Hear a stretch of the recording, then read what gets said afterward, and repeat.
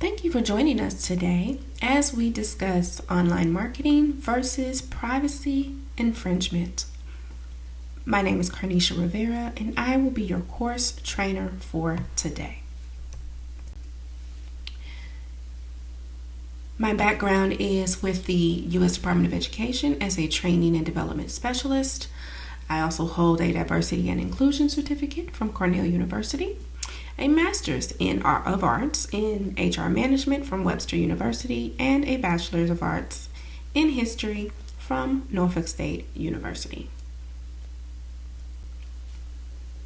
So our thesis statement and what we are going to be surrounding this course around is when evaluating how consumer data is stored online, one discovers the risk embedded in digital and electronic technology, thereby placing all consumers at risk for unintended exposure.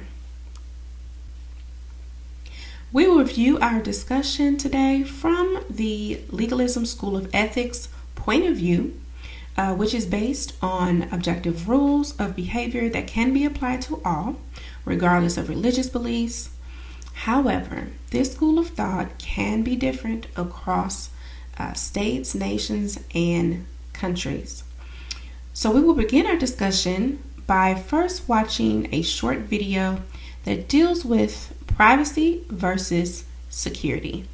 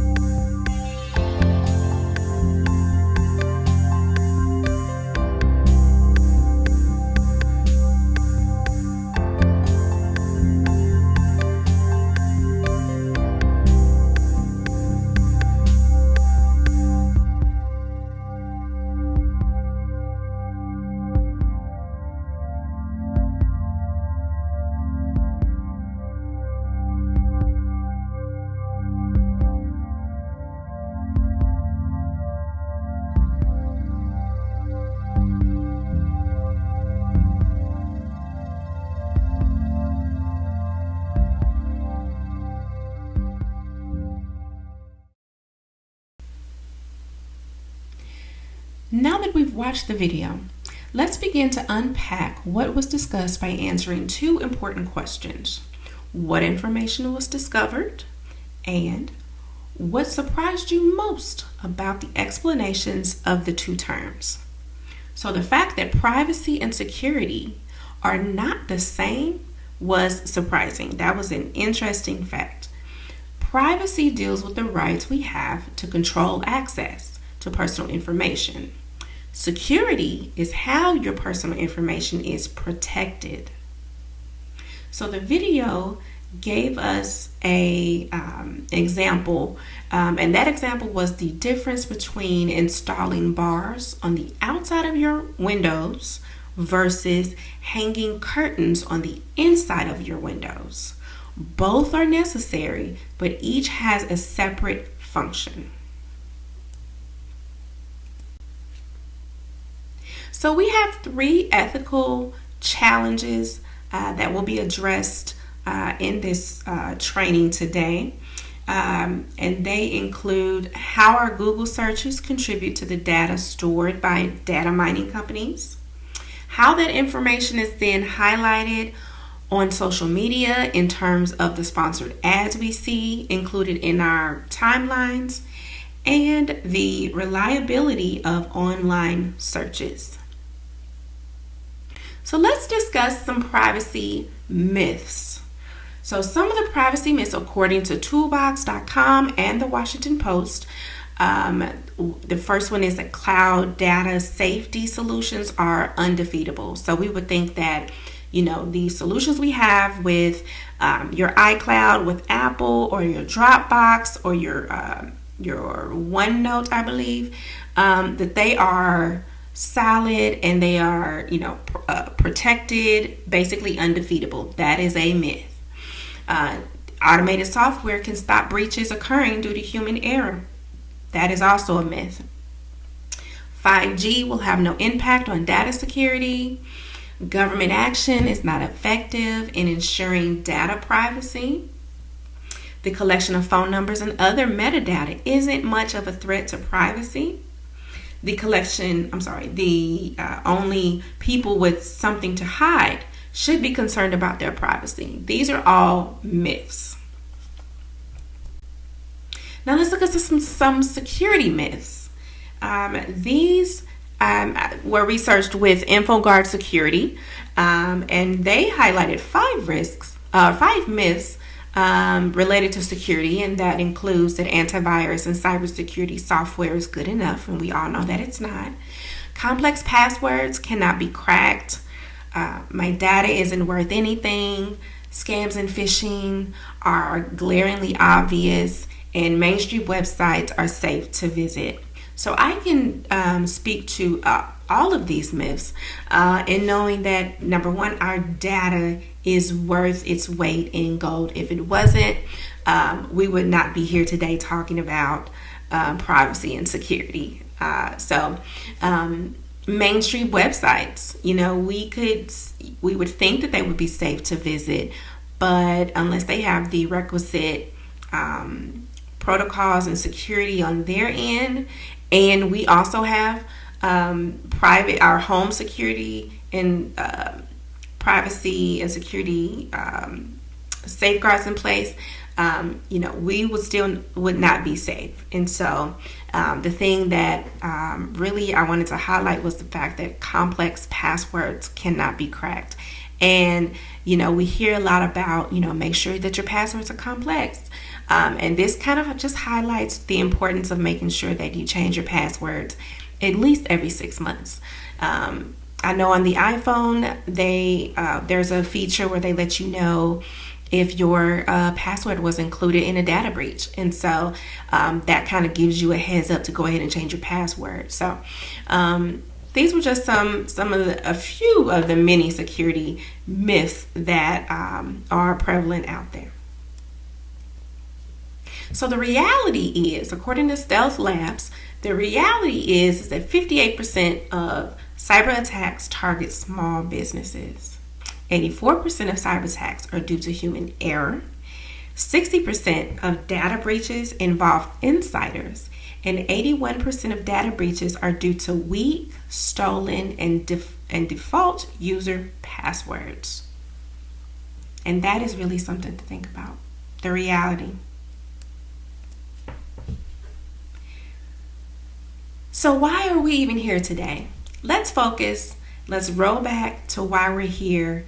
And we're here because we're trying to discuss online marketing and privacy infringement versus privacy infringement. So how do we overlay the issues apparent with data privacy and security with our need to be connected online?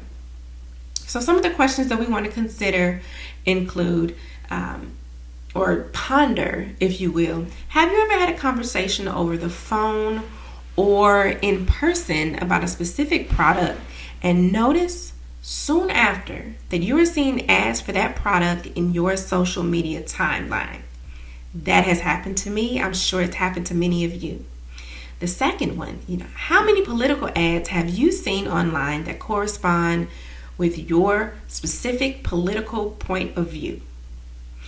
This was apparent especially during the 2016 presidential elections, the 2020 presidential elections. And what about your vehicle's extended warranty?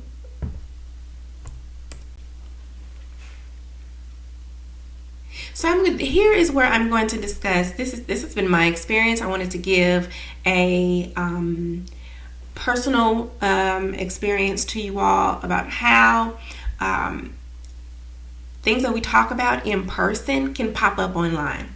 So as the slide says, the situation was I was having a conversation in person with my sister about updating the landscape of my backyard. I was trying to build a vegetable garden, and I needed some ideas on how to accomplish this with container pots, above ground garden beds, and a greenhouse that I wanted to put out to protect my veggies or other plants from the weather, especially cold weather. And so we had this conversation in person. And within a few days, I started noticing ads on Google and ads on Facebook, ads on Instagram that were directing me to or highlighting easy DIY garden projects that you can do at home, companies in the area that specialized in the landscaping services that I needed. And I even started receiving physical printed mailers about companies in the area that could do the job.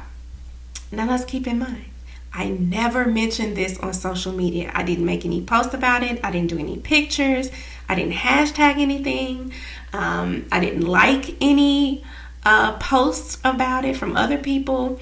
And so this was confirmed proof that we are not as secure as we think. It was my proof that they are listening. As much as we want to say they're not listening, they are listening, but it's what they're listening for that matters.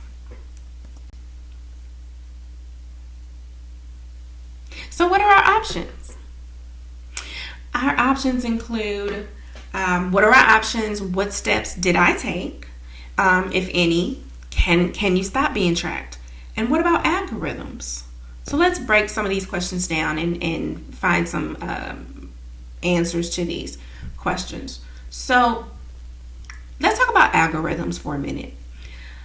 Let's refer back to my personal experience with ads that I just talked about with my vegetable garden. Algorithms track your location as well as those near you. So in my case, my sister and her listed searches that she'd done online, posts she made, likes, pages she subscribed to was close to me. So her results and would start popping up on her sponsored ads will start popping up on my timeline because we're friends on all social media platforms. And so the digital technology just assumes that because we are friends on all platforms that we would then share in similar tastes. And so that's why I was starting to see some of the same ads that she would have.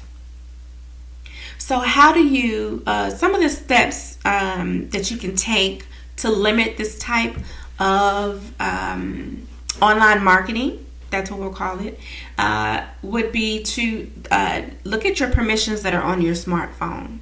And within your permissions and your settings, or in each social media app, you can set app permissions on that limit how they can track you and how they can use your information.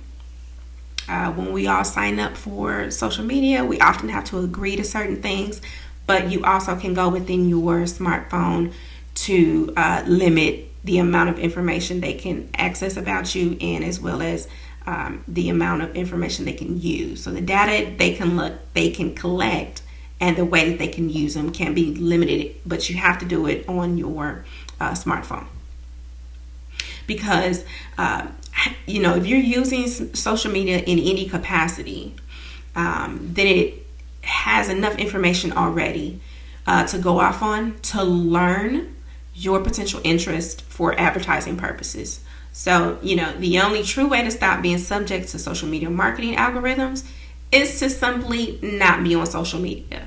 And that most likely is never going to happen because we all stay connected. The way our world is today, we're all connected via social media, via digital platforms. So we just have to take the proactive approach to protect ourselves.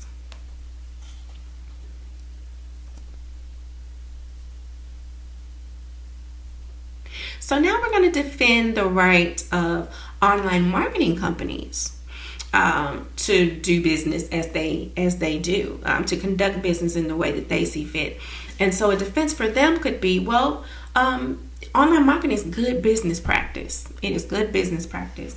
And they, highlight a couple of pointers to indicate why these things are, why online marketing is good business practice. So I've highlighted 5 of those. Hinge Marketing, it's a blog that discusses marketing for professional services. They highlighted some things that, the number one thing is that it allows you to create new client lists in a targeted way, and you can target specific niches. So you're not casting a wide net. You can cast a very narrow marketing campaign to specific users who or your algorithms have proven would be interested in your product. You're also not bound by geography or time zone. So you could post something at 8 o'clock London time, and it doesn't matter that we're in the United States. We would still see it, and we could still interact with that company. Consumers can still interact with those businesses around the world. One blaring note in their defense is that the internet is the most common way people search for products, whether it's Google, whether it's Facebook Marketplace, whether it's Instagram. We are using the internet to do everything these days. And so in their defense, this is the way that they can generate greater leads, greater profits, and achieve whatever their sales goals are. So here we have the statistical data that supports the defense of online marketing companies it shows that in Q1 of 2021, online marketers spent 60% more on Facebook and Instagram ads versus Q1 of 2020. Now, I will note that probably a lot of the reason behind them spending so much more in 2021 than they did in 2020, it could be attributed to the coronavirus pandemic, where everyone was at home, so everyone was online, and so they were able to take advantage of the pandemic that we were in. But social, and it also leans to the belief that social media has overtaken paid search as an advertising channel, growing by 25% year over year and exceeding $137 billion. So when you think about, how the economy works and how online marketers have been able to use digital technology and their advantage, we can see why it's so successful and why they're spending all of this money to make more money.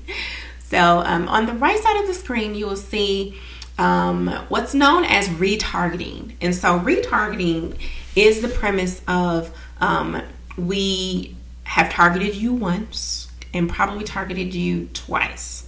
But we're going to retarget you again in advertisements. And you can see where most of the retargeting occurs. It occurs on Facebook, followed closely by Google, and email. So, Twitter and LinkedIn are all in there as well, but we see this a lot on Facebook and Instagram, where you have made a purchase from someone, or you're looking at their page, and you will start seeing ads from that particular company. So now let's talk about the impact to consumers. I've highlighted some positive and some negative impacts.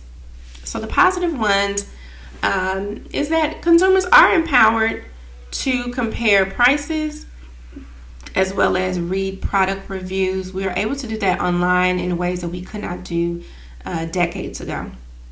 Decades ago, we had to just go by word of mouth, and there was no way to, literally check a person's references unless you asked for a literal list of their references and you made phone calls to those references. So now, the environment that we're in, technology has allowed us to be able to instantaneously read reviews, compare prices, and make the best decision for us. On the flip side, the negative impact to consumers is that we have seen a rise in the negative stereotypes that were really prevalent in the last two elections, as well as the January 6th Capitol riot. So we can see how media or online marketing and ads have that negative effect, and how that effect can transfer from online database or online platform into actual physical reality. And a lot of it includes the sharing of inaccurate information. So the conclusion here is that my research has proven that results that support the predicted negative outcome. So what can we do? As stated earlier, you have to accept that this is the digital age, and that digital technology is not going to go anywhere. It's going to continue to evolve, and so we have to evolve with it. And the ways that we can do that are to place limitations on your smartphone's location tracking, limitations on what the social media platforms can track about you, your information, the data that they can receive. And, one of the most important things is to use VPNs so that you can disguise the websites that you're visiting. And so if you're online under your VPN, then, web cookies cannot, track where you are. And then you will start to see a decrease in those online marketing advertisements. And then finally, the last thing is to monitor what you post on social media. Earlier in the presentation, one of the myths was that, I have nothing to hide. And so, you may not have anything to hide, but you may not want to share everything as well. And so one of the ways to kind of cut down on ads that you would see, or, sponsored ads, would be to make sure you post what you really want to post.